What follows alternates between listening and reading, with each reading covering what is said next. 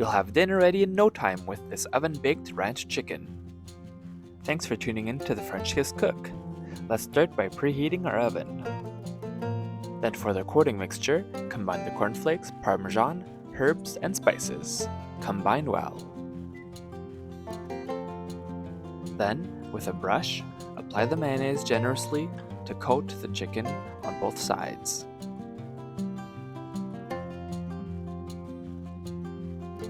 Then, press each piece of chicken into the coating mixture, turning it over and making sure that it's covered on all sides.